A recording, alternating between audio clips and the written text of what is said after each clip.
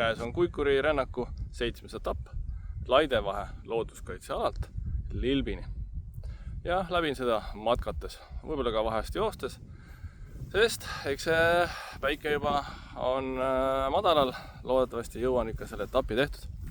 Siin oli kirjas, et 31. augustini siis laidudel viibimine keelatud. Laidude peale ei plaani praegu minna, aga septembrikuu. Lihtsalt olgu öeldud, et siin on mõnus ranna karjamaa ja päris hea on siin matkata. Nii et kui siit matk läheb ka mõne laiu peale siin siis septembris, oktoobris, see on täitsa äge. Nii et see on omaette elamus siin matkata. Ainuke asi, mis siin rannaniidul tähele panna, oleks see, et kakakoogi sisse ei astu ning pärast enda järel värava kinni ka panna. Muidu lehmad pääsevad välja.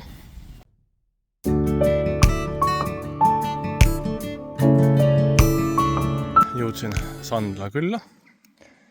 Siin oli ka varasti mõis, rajati juba 16. sajandi keskel. Aga 1940. aastal võõrandati 251 hektarit maad Sandla lennuvälja baasile. Likvideeriti 7 majapidamist, teiste seas ka Sandla riigimõis. Mõisa kõrvale hakati ehitama sõjaväelinnakut. Hooned valmis ei saanudki, kuna eraldatud maa-ala oli lennuväljal ikkagi sobimatu. Endise sõjaväelinnaku kasarmu on kauplus, siin näitab Sandla pood, ja söökla, seal on puidutöökoja, Sandla puit. Kas nüüd see väljapanek siin on Sandla puidu oma, ei oska öelda. Aga täitsa ilusad paistavad välja küll.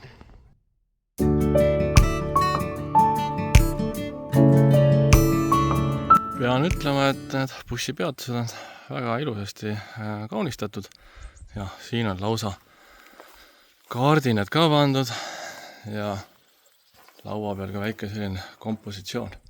Eks ikka teeb meele rõõmsamaks, kui pead siin bussi ootama.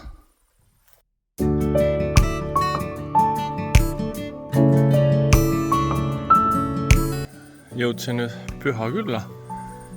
Siin on nüüd kirik, Püha Jaakobi kirik, esmamainitud juba aastal 1449. Et siin on ka ilusad kiviaiad. Praegu on kirik küll suletud. Eks mingitel päevadel on võimalik ka kirikus sisse minna. Püha kiriku kõrval on välikäimla. See on ütlema, et rännakul üks väheseid kohti, kus nõudlus häda teha ja pakkumine satuvad kokku. Aga käimla täitsa asjalik ja muidugi ka silt, et tee, mis sa teed, aga tee seda istudes. No täitsa paber ka olemas siin. Siin samas külas on ka Püha Sooviku avastuste rada. No eelkõige on ilmselt mõeldud see lastele, et saaksid avastada looduselustikku, aga väidetavalt saab ka sõita parvega ning ehitada merikotka vesa. Et siin erinevad teemapunktid siin raja peal, aga eks lähen piilun, mis põnevad siin on. Rajal leiab selliseid infopunkte, kes lausa teeb siin hopsti lahti ka.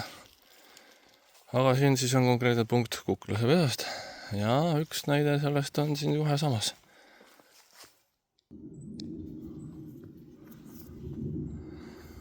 Siin on jah täitsa vesine ala, siit on ka kunagi turvast kaevandatud.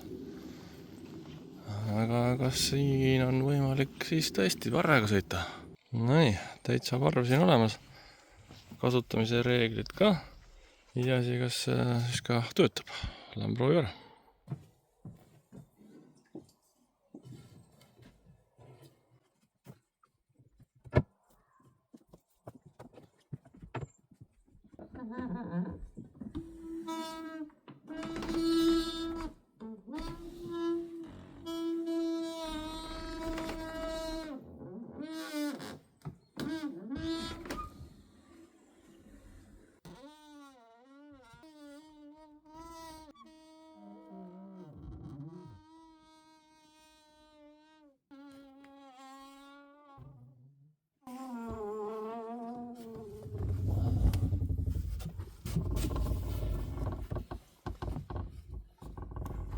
Nii, apsti.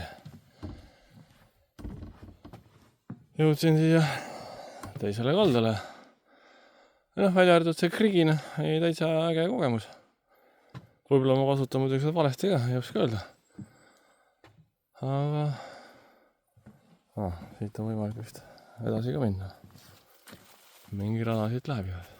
No praegusel aasta jälle ju päris palju seeni ka siit metsa alt. Aga mis meil siin paistmas on? On üks väike lehtle ka. Nii et täitsa võimalik tulla siia ka pikniku pidama. Lisaks parvesõidule ja matkamisele ja looduse avastamisele.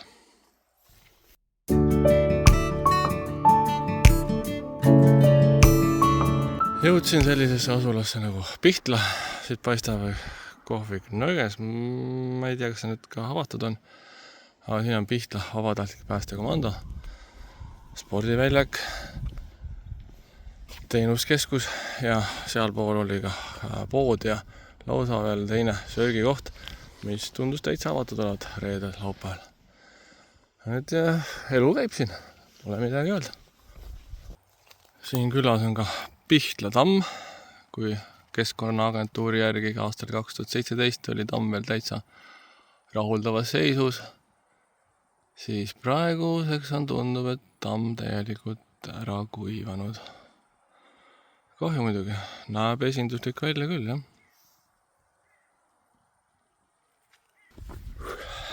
Nagu näha, läheb juba täitsa pimedaks. Ei taha kott pimeda peale jääda, et tuleb väike sörk ka ikka teha.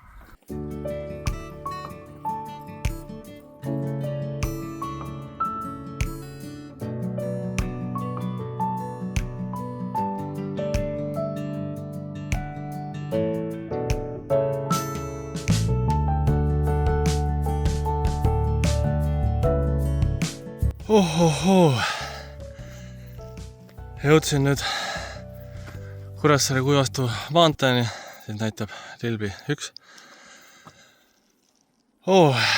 Jah, arvasin, et ei jää kott pimeda peale, aga näed, eksisin. Praegu ikka septembrikuus läheb päris varakult kott pimedaks.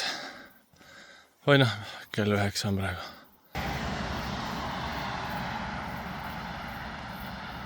Nagu saarlased ütlevad autokolonni kohta, praam tuli. 7. etapp läbitud. Olgu siis öelda, et see on eelviimane. Et jäänud ongi ainult 1 etapp veel. Aga nägemist!